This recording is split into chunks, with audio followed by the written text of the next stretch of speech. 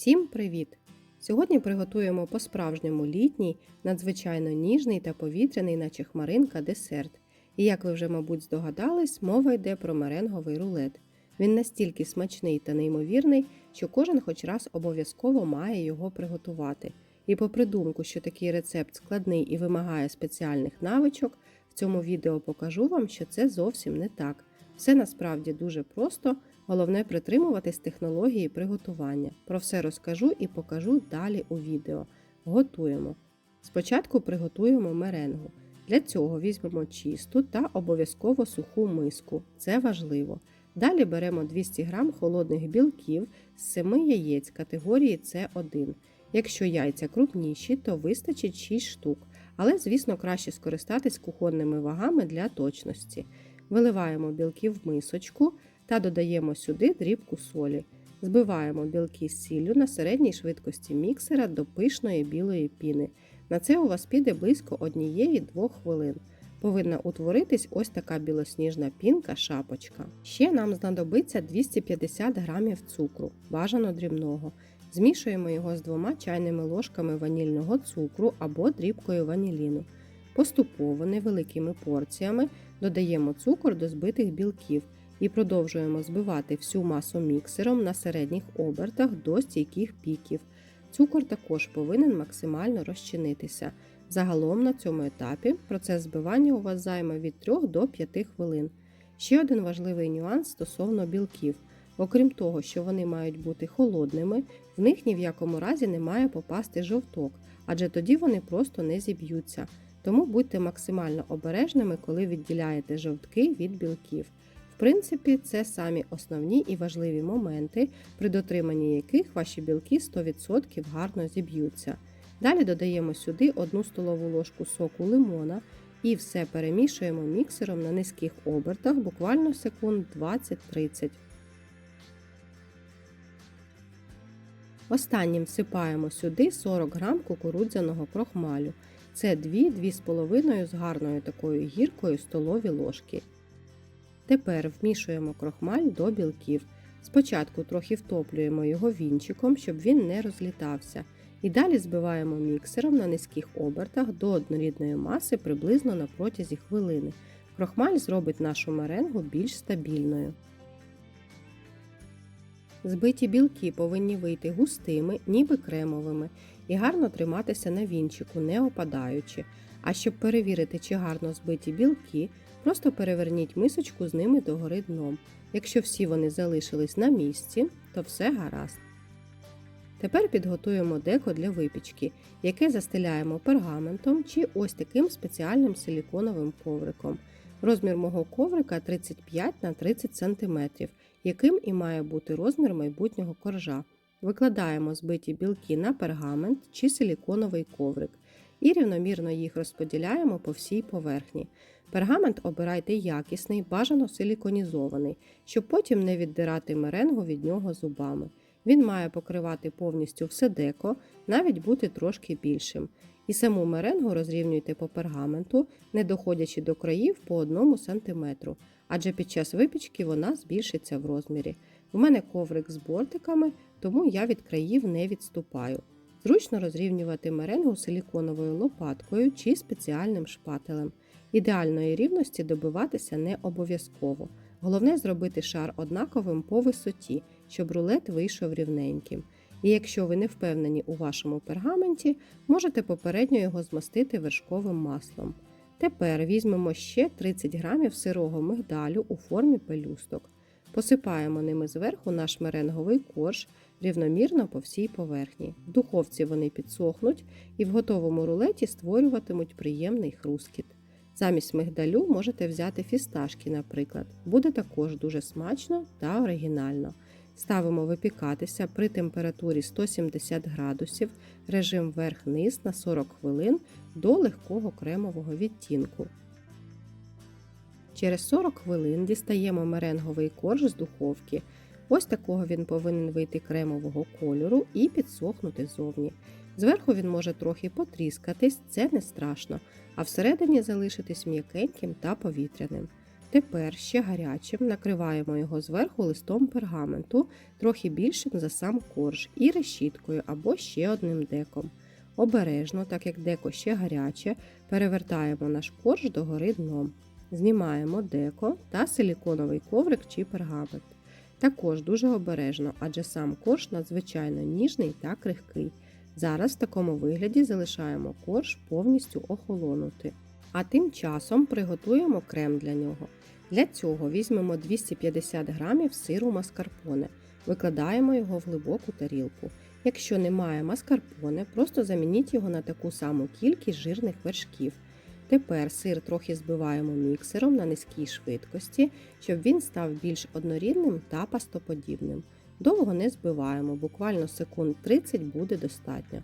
Сам сир, так само як і вершки, обов'язково мають бути холодними. Це залізне правило для того, щоб вершки гарно збились. До сиру вливаємо 250 мл холодних вершків від 30% жирності. Якщо візьмете меншу жирність, то ваші вершки просто не зіб'ються. Ще всипаємо сюди 50 г цукрової пудри. Можна трохи більше, якщо любите більш солодкий крем. Також додаємо дрібку ваніліну або 2 чайні ложки ванільного цукру. Починаємо збивати міксером спочатку на низьких обертах і поступово їх збільшуючи до того моменту, поки вершки не загуснуть.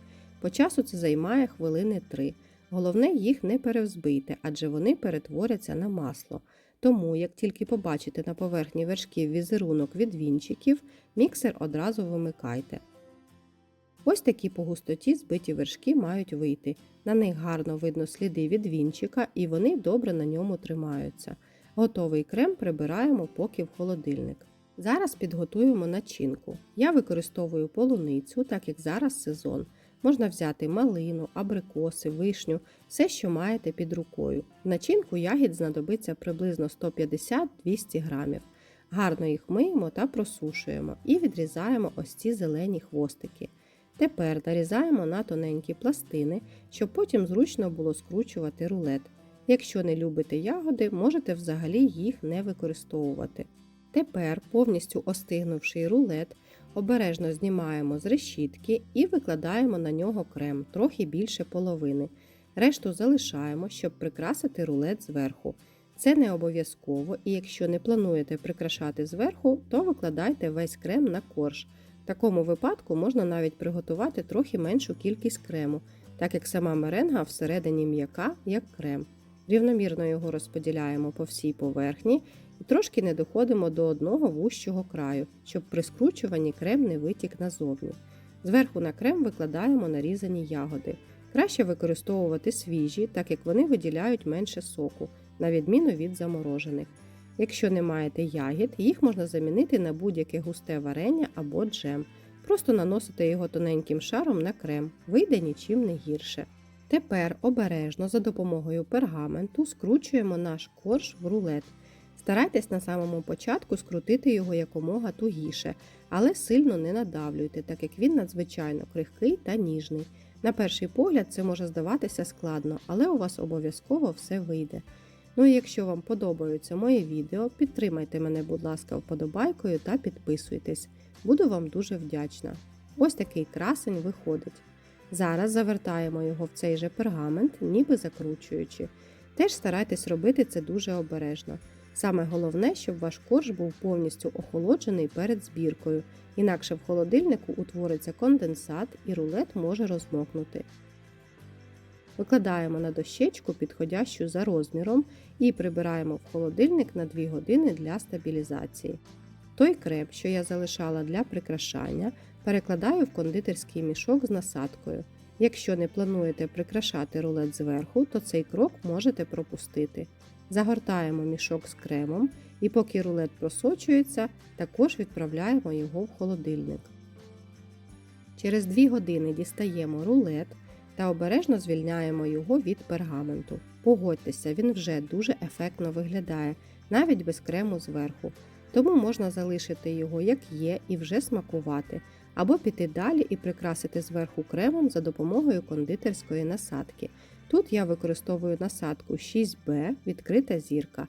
Ви ж можете використати будь-яку іншу на ваш вибір і прикрасити на ваш смак. Зверху на крем викладаю порізані навпіл ягоди полуниці. Їх мені знадобилось 5 штучок. Можна будь-які інші, що є у вас. Сюди чудово підійде малина, ожина, вишня або черешня. Та ще для контрасту можна додати ягоди лохини. Також тут буде гарно виглядати смородина, чорна або червона. Взагалі прикрашайте так, як ваша душа бажає. Тут можна фантазувати безкінечно. Від цього ваш рулет тільки виграє. Ну і ось така краса виходить в результаті. Чесно, навіть шкода його їсти. Але якщо вже скуштуєте шматочок, то спинитися неможливо. Він настільки ніжний, повітряний, мов хмаринка, з хрусткою скоринкою зовні та дуже-дуже смачним кремом, який нагадує морозиво пломбір. Плюс ще свіжі ягоди вносять свій контраст і придають йому легку кислинку, яка чудово відтіняє солодкий смак цього рулету.